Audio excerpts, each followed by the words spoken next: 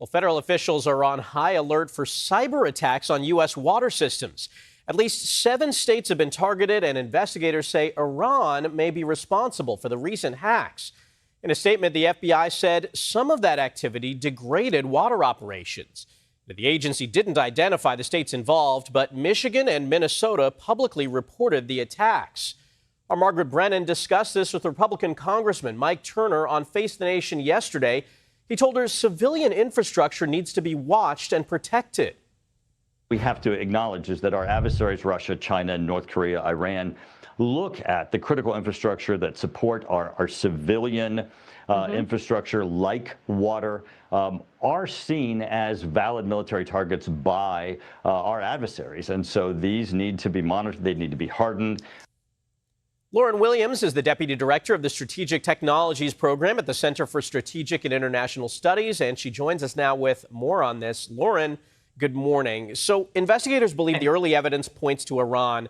How does the U.S. determine who's behind these cyber attacks? So what federal officials are looking at today, and you noted the FBI statement that's already been released, are the tactics, the techniques, and the procedures that they are seeing behind these attacks. So, for example, what we know is that remotely controlled systems that connect water utilities to the internet have been targeted. And we know that this has been a tactic of Iranian hackers in the past, including in 2023, when a very similar incident happened. So that's what they're looking at, and they're connecting the dots. And Lauryn, do we know yet if these cyber attacks have had any impact on Americans' water supply? Should people be worried? So federal officials have, of course, said that some of the cyber attacks, the activities that we've seen, have degraded water operations. But we also haven't heard of any reported safety issues, anything like unsafe drinking water being reported. But we do know some of those systems had to revert back to manual operations, which, of course, is not good. But so far, there aren't concerns about the safety of American drinking water.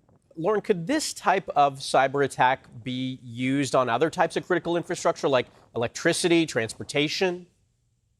Of course. So U.S. critical infrastructure is just that. It's critical. So nation state cyber threat actors, whether Iran, whether China, are continually trying to target these critical systems. And of course, water, we look at water and it connects to every other part of American society. So if that's targeted, then it really has the potential to cause outside impact. You mentioned energy systems, communication systems. Iran has also been focused on the defense industrial base. We saw the attack back in March, the cyber attack on Stryker, a healthcare firm. So lots of different critical infrastructure sectors that are coming under targeting by nation state actors, specifically because of the disruption that they can cause across society. So let's talk solutions. What do federal authorities need to do now to protect against further cyber attacks? Sure. So there are short-term solutions, and we've seen federal government agencies like the FBI and CISA and the Environmental Protection Agency mention some of those, and they involve, kind of going back to those manual operations, disconnecting systems from the internet that don't need to be connected, and really implementing the cybersecurity basics if you're a water operator. But we also know that Iran and these cyber threat actors are persistent, and we've heard warnings about these types of attacks for several months now during the conflict. So reporting activity to federal agencies is important. In the longer term, the federal government, of course, needs to take responsibility and show appropriate leadership.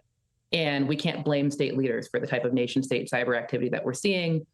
States across the country are also taking ownership, and they're adopting minimum baseline cybersecurity regulations. We see this happening in New York, for example, which has adopted its own water sector regulations. And of course, AI is only going to increase the type and the scale of these attacks. So we need to be implementing our cybersecurity defenses a lot more quickly. All right, Lauryn Wilson, thanks for joining us.